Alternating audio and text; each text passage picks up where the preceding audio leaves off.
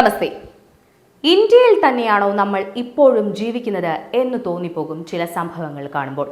കർണാടകയിൽ പാകിസ്ഥാന്റെ ദേശീയ പതാക പ്രതിഷേധത്തിന്റെ ഭാഗമായി റോഡിൽ ഒട്ടിച്ച സംഭവത്തെ തുടർന്നുണ്ടായ കാര്യങ്ങൾ നിങ്ങൾ കണ്ടുകാണും. കശ്മീരിൽ ഇസ്ലാമിക തീവ്രവാദികൾ മതം നോക്കി നിരപരാധികളായ മനുഷ്യരെ ഭീകരാക്രമണത്തിലൂടെ കൊലപ്പെടുത്തിയ സംഭവത്തിൽ രാജ്യത്ത് അമർഷവും ദുഃഖവും കൊല്ലപ്പെട്ടവരോടുള്ള സഹതാപവും എല്ലാം നിലനിൽക്കുന്ന സമയമാണ്. പാകിസ്ഥാൻ തന്നെ ഔദ്യോഗികമായി പറയുന്നു ഇന്ത്യയിലെ തീവ്രവാദി ആക്രമണങ്ങൾക്ക് അവർ പിന്തുണ നൽകുന്നു എന്ന്. കൊല്ലപ്പെട്ടവർ ഭൂരിപക്ഷ ജനതയായതുകൊണ്ട് ഇന്ത്യയിലെ തെരുവുകളിൽ ആരും മെഴുകുതിരി കത്തിച്ചു പ്രതിഷേധിക്കാനോ കൊല്ലപ്പെട്ട മനുഷ്യർക്കു വേണ്ടി പ്രാർത്ഥിക്കാനോ ഒന്നും ഇറങ്ങിയില്ല. പ്രതിഷേധിച്ചാൽ ഇന്ത്യയിലെ മതേതരത്വം തകർന്നു പോയാലോ? പക്ഷേ നട്ടലുള്ള ചില ഇന്ത്യക്കാർ കർണാടകയിൽ പാകിസ്ഥാന്റെ പതാക റോഡിൽ ഒട്ടിച്ചു വെച്ച് പ്രതിഷേധിച്ചു. അതോടെ കർണാടക ഭരിക്കുന്ന കോൺഗ്രസ് സർക്കാർ ഇളകിമറിഞ്ഞു. പാകിസ്ഥാന്റെ പതാകയെ അപമാനിക്കുന്നു. ഉടൻ അത് ചെയ്ത പ്രതിഷേധക്കാരെ അറസ്റ്റ് ചെയ്തു നീക്കി. ഇതിനിടയിൽ പാകിസ്ഥാന്റെ പതാക റോഡിൽ ഇട്ടിരിക്കുന്നത് കണ്ട് ചങ്ക് തകർന്ന രണ്ട് മതേതര സഹോദരിമാർ അവരുടെ പാവനമായ ആ പതാക റോഡിൽ നിന്ന് എടുത്തു മാറ്റി പാകിസ്ഥാന്റെ അഭിമാനം കാത്തുസൂക്ഷിച്ചു. പക്ഷേ ഈ സഹോദരിമാർ ഇന്ത്യയുടെ നികുതിപ്പണം കൊണ്ട് തിന്ന് ചീർത്തവരാണെന്ന് മാത്രം. 26 നിരപരാധികളെ മതം നോക്കി വധിച്ചപ്പോൾ അവർക്ക് നൊന്തില്ല. ആദ്യം മുതൽ അവർ പ്രചരണം നടത്തി ഇത് BJPയുടെ തിരഞ്ഞെടുപ്പ് ലക്ഷ്യമാക്കിയുള്ള സംഭവമാണ്, കേന്ദ്ര സർക്കാരാണ് ഇതിന് പിന്നിൽ എന്നൊക്കെ.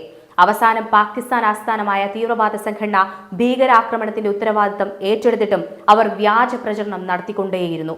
ഏറ്റവും ശ്രദ്ധിക്കേണ്ട കാര്യം ഇവരാരും തന്നെ ഈ ഭീകരാക്രമണത്തെ തള്ളിപ്പറയാൻ മുന്നോട്ട് വന്നില്ല എന്നതാണ്. അതേസമയം ജനാധിപത്യപരമായ പ്രതിഷേധത്തിന്റെ ഭാഗമായി പാകിസ്ഥാന്റെ പതാക ഇന്ത്യയിൽ കത്തിക്കുമ്പോൾ അല്ലെങ്കിൽ റോഡിലിടുമ്പോൾ അത് ഒരു വിഭാഗത്തിന് വേദനിക്കുന്നു.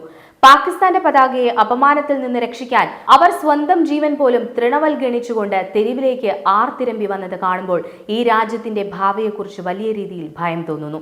ഇന്ത്യയിൽ കയറി നിരപരാധികളായ മനുഷ്യരെ മതം നോക്കി വെടിവെച്ചു കൊല്ലുക, എന്നിട്ട് ആ ഭീകരാക്രമണത്തെ വെള്ളപൂശി വ്യാജ പ്രചാരണങ്ങൾ നടത്തുക. ഇന്ത്യയുടെ തിരിച്ചടി പാകിസ്ഥാന് നഷ്ടമുണ്ടാക്കുമെന്ന് കണ്ടപ്പോൾ മനുഷ്യത്വം പറഞ്ഞ് ഇരവാദം ഇറക്കുക. ഭീകര ആക്രമണത്തിനെതിരെ അപൂർവമായി മാത്രമുണ്ടായ പ്രതിഷേധങ്ങൾക്ക് നേരെ ആക്രോശം നടത്തി പാകിസ്ഥാനോടുള്ള കൂറ് വീണ്ടും തെളിയിക്കുക. ഇതൊക്കെ നടക്കുന്നത് ഇന്ത്യയിലാണെന്ന് പറയുമ്പോൾ ഇപ്പോഴും ഞെട്ടൽ മാറുന്നില്ല. ഭൂരിപക്ഷ ജനതയ്ക്ക് പോലും ഇല്ലാത്ത അവകാശങ്ങളും ആനുകൂല്യങ്ങളും ഒക്കെ കൈപ്പറ്റി ജനാധിപത്യത്തിന്റെ എല്ലാ സ്വാതന്ത്ര്യവും അനുഭവിച്ചുകൊണ്ട് ഇന്ത്യയിൽ ജീവിക്കുമ്പോഴും അവരുടെ കൂറ് പാകിസ്ഥാനൊപ്പം തന്നെ. ഇപ്പോൾ ക്യാപ്സൂൾ വീണ്ടും വരും. ഒറ്റപ്പെട്ട സംഭവമാണ്, വർഗീയത പറയരുത്, ന്യൂനപക്ഷ വേട്ട എന്നൊക്കെ. പാകിസ്ഥാന്റെ പിന്തുണയോട് കാശ്മീരിൽ നടന്ന ഭീകരാക്രമണത്തെ പോലും തള്ളിപ്പറയാതെ ആ ഭീകരാക്രമണത്തെ വെള്ളപൂശുന്നവർ. പ്രതിഷേധത്തിന്റെ ഭാഗമായി പോലും പാകിസ്ഥാന്റെ പതാകയെ അപമാനിക്കരുത് എന്നാണ് ഇന്ത്യക്കാരോട് പറയുന്നത്. കേരളത്തിൽ കാസ പോലുള്ള ക്രിസ്ത്യൻ സംഘടനകൾ മാത്രമാണ് പാകിസ്ഥാൻ പതാക കത്തിച്ച് പ്രതിഷേധം സംഘടിപ്പിച്ചത് എന്നാണ് മനസ്സിലാക്കുന്നത്.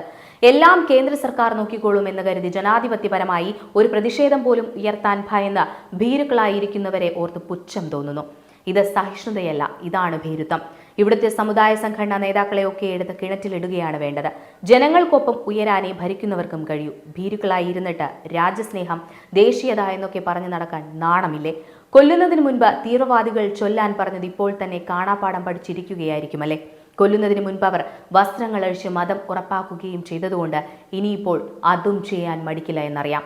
അടിമകളാണെന്നറിയാം. ഇങ്ങനെ മുട്ടിൽ കിടന്ന് ഇഴയരുതെന്നേ പറയാനുള്ളൂ.